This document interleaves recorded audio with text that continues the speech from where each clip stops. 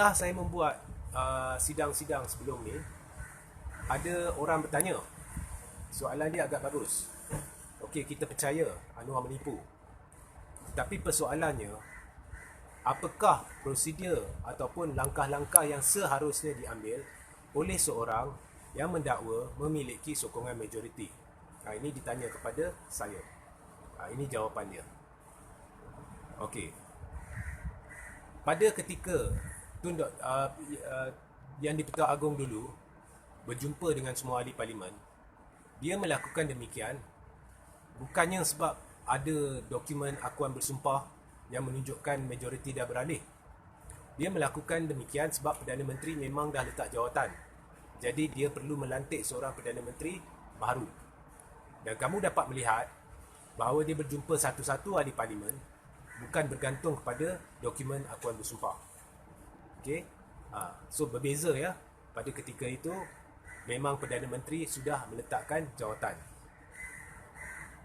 Now, lah ni, andai kata ya, Anwar ada akuan bersumpah sebilangan tertentu ahli parlimen. Okey? Andai kata dia ada banyak akuan bersumpah ke tak, kita untuk tujuan perbincangan. Okey? Ini bukan cara dia. Sebab Perlembagaan Persekutuan bukannya menceritakan akuan bersumpah. Seharusnya kau boleh perhatikan, jika Anwar ni benar-benar yakin, dia tidak akan guna jalan akuan bersumpah ni. Dia boleh menggunakan akuan bersumpah untuk meyakinkan lebih ramai ahli parlimen untuk menyokongnya. Tetapi apa yang dia seharusnya buat, kalau dia dah yakin bahawa majoriti tidak dimiliki oleh Tan Sri Muhyiddin Yassin, adalah untuk mendesak supaya parlimen dibubarkan. Okey, dah yakin, maka desaklah parlimen dibubarkan. Tetapi ataupun mendesak supaya diadakan sidang Dewan Rakyat Tergempar supaya boleh dibuat usul tidak percaya terhadap Muhyiddin dan semua boleh undi untuk melihat sama ada Muhyiddin memiliki sokongan majoriti atau tidak. Tapi Anwar tidak berani berbuat demikian sebabnya dia tidak memiliki sokongan majoriti. Seandainya dia berbuat demikian dan didapati bahawa Muhyiddin tidak memiliki sokongan majoriti, maka akan berlakulah langkah baru di mana yang di-Pertuan Agong akan memilih yang Perdana Menteri baru. Dan Anwar tahu dia tidak akan dapat sokongan majoriti. Sebab itu dia tak berani menjurus ke arah meminta atau mendesak supaya diadakan undi tidak percaya. Okey? Sebab Anwar tahu undi majoriti itu ada kat siapa. Jadi sehingga kini saya dipahamkan setakat mana sidang ini dibuat, Anwar tidak memiliki sokongan majoriti. Jangan cerita nak dekat dengan 2/3, dia tidak memiliki sokongan majoriti setakat mana sidang ini dibuat. Maknanya ahli-ahli parlimen tidak berjaya ditipu.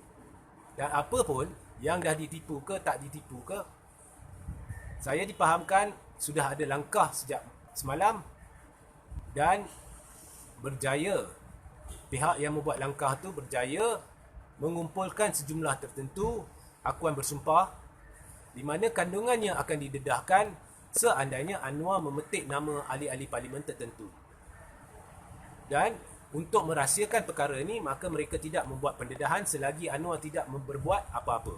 Maknanya, ada ahli akuan bersumpah yang saya dipahamkan kandungannya cukup jelas untuk menunjukkan bahawa ahli-ahli parlimen ini tidak terlibat dengan apa jua langkah yang menyokong Anwar untuk menjadi Perdana Menteri. Dan perkara ni sedang disimpan dan lebih banyak akuan bersumpah sedang dihasilkan daripada ahli-ahli parlimen tertentu. Jadi, adakah saya terlibat dengan usaha ni? Tidak. Kalau dulu masa Anwar buat akuan bersumpah palsu, saya memang terlibat. Tapi sekarang tidak. Tapi dah lihat bukti. Saya dah lihat bukti.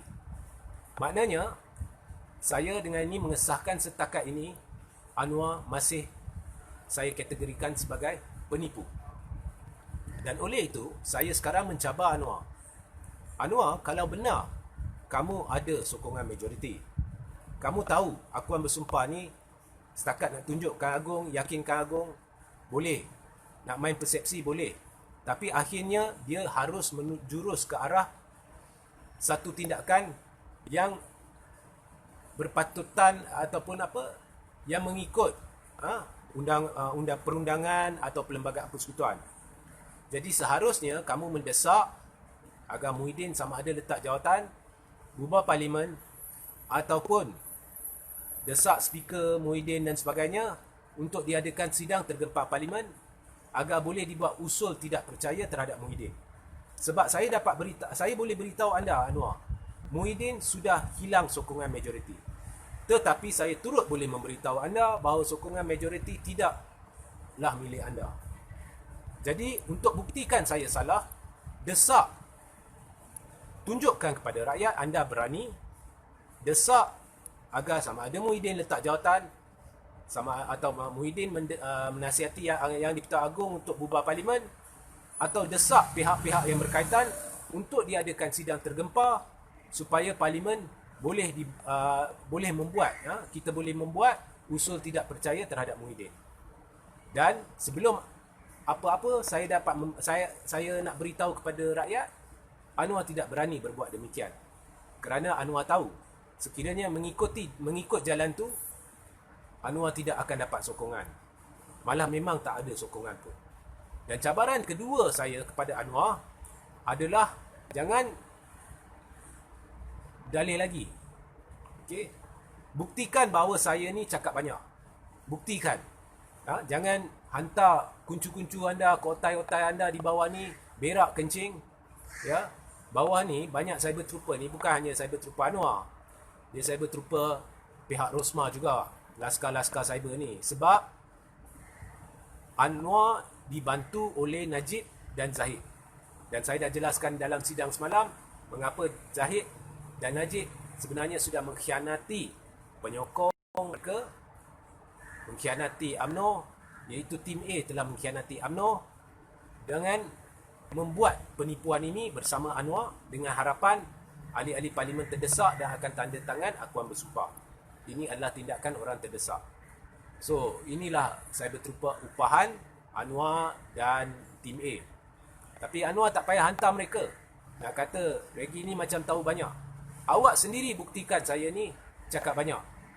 Jadi, sekarang saya minta sebelum 12.30 malam ni, Anwar dedahkan senarai penuh ahli parlimen yang kononnya menyokongnya, dedahkan dokumen-dokumen sebagai bukti, dan saya berjanji bahawa pihak yang telah mengumpul Akuan Bersumpah daripada ahli-ahli parlimen tertentu untuk membuktikan bahawa Anwar ni menipu, mereka akan mendedahkan juga. Kalau Anwar sebelum pukul 12 malam ni dia berani dedahkan, esok pagi mereka akan dedahkan bukti Akuan Bersumpah yang menunjukkan Anwar tidak memiliki sokongan majoriti. Ini cabaran saya kepada Anwar. Kalau tidak, tak usahlah nak kata apa-apa. Okay? Now, kepada rakyat Sabah, saya mengharapkan agar kita memilih jalan perpaduan. Politik Semenanjung korang dah lihat. Lihat Anwar cukup. Okay? Kemudian lihat ugutan-ugutan dari pusat berkenaan pendanaan cukup. Politik elit Semenanjung ini dah sampai tahap parah. Kita perlu menghala ke sebuah Malaysia dinamik, sebuah Malaysia yang lebih maju. Kita perlu menghentikan politik kegilaan ini oleh puak-puak elit ini. Sebab hanya apabila Sabah membuat keputusan yang betul, akan wujud satu perkumpulan baharu di mana anda ada rakan-rakan di sebelah Semenanjung yang mendukung perjuangan ini, yang ingin pembaharuan. Dan ada muka-muka lama tertentu, khususnya di Semenanjung ni, yang sudah terlalu kemaruk kuasa, terlalu memainkan isu perkauman, terlalu perjuangan mereka adalah untuk wang, kuasa dan kedudukan. Jadi langkah pertama untuk menghapuskan kumpulan ini adalah sekiranya rakyat Sabah menolak terus Barisan Nasional dan Perikatan Nasional. Dan ini adalah kali kedua, sidang kedua saya beritahu Tan Sri Muhyiddin Yassin sudah hilang sokongan majoriti. Ini hak saya untuk memberitahu. Jadi tolak terus Barisan Nasional dan Perikatan Nasional sebab dah melarat. Ya. Dan ini bukanlah parti-parti ya, dari Sabah. Sabah perlu pegang untuk pilihan raya negeri ini, Sabah for Sabah. Ya, Sabah for Sabah. Jadi sokonglah Datuk Seri Shafie Apdal sebagai Ketua Menteri Sabah baru, sebab Shafie mewakili parti Warisan Sabah. Ya. Jangan sokong satu perkumpulan yang semenjak 57 tahun duduk di Sabah, memerintah Sabah, pelbagai janji ditaburkan tetapi tidak ditunaikan. Tidak ada apa-apa dalam aku janji. Tidak ada apa-apa dalam aku janji yang belum pernah yang tidak disebutkan sebelum ini. Yang semua dah disebutkan tapi tidak dipatuhi.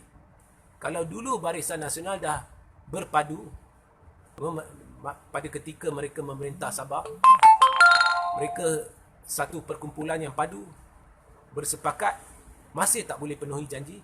Ini kan pula kau lihat Barisan Nasional dan Perikatan Nasional yang bercakaran, cabar mencabar, tidak ada persefahaman.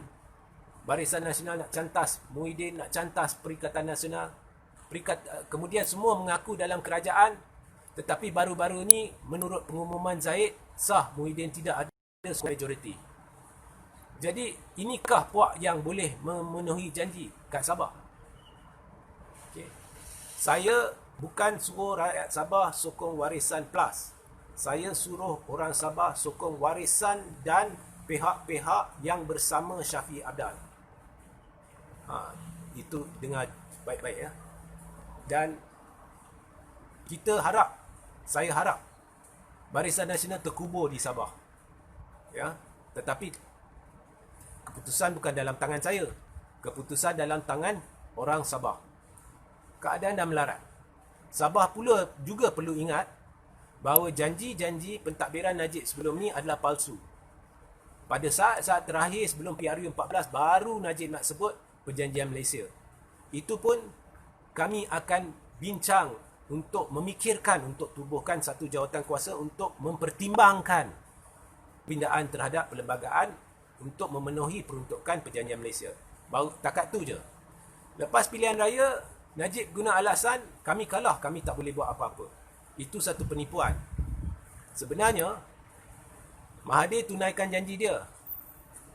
Dia berjumpa dengan pemimpin-pemimpin Sabah dan semua tu menjurus kepada satu cadangan yang dibentangkan di Parlimen untuk pindah perlembagaan bahagian tertentu supaya perlembagaan persekutuan menurut peruntukan perjanjian Sabah. Tapi apa yang jadi? Akhirnya bila undi disebabkan Najib dan Barisan Nasional, usul itu tidak berjaya. Ini menunjukkan Barisan Nasional tidak ada keinginan langsung untuk memenuhi kehendak rakyat Sabah berhubung perjanjian Malaysia. Jadi ini bukanlah puak yang mewakili Sabah. Parti gerakan atau gabungan rakyat Sabah ni adalah gabungan Perikatan Nasional dan Barisan Nasional yang carca merba. Dan ini adalah semenanjung. Parti-parti Sabah yang duduk bawah mereka adalah parti-parti sampingan. Di Warisan Plus, Parti Sabah Warisan adalah parti utama. Parti-parti lain adalah parti sampingan. Saya percaya kepada perjuangan Shafie Apdal dalam pilihan raya negeri Sabah ini. Rakyat Sabah jangan buat keputusan silap. Jangan diperbodohkan. Dah 57 tahun diperbodohkan. Jangan diperbodohkan sekali lagi. Ya, sudahlah. Ya, politik perkauman, politik wang, kuasa dan kedudukan ni. Sudahlah. Okey? Hentikanlah jadi sokong Shafie Apdal. Dan jangan lupa ya Anwar, cabaran saya. Sebelum pukul 12 malam ni, terbitkan senarai penuh ahli-ahli parlimen. Terbitkan juga Bukti, dokumen setiap ahli parlimen. Saya berjanji dokumen akuan bersumpah oleh ahli-ahli parlimen tertentu besok pagi akan dicetak.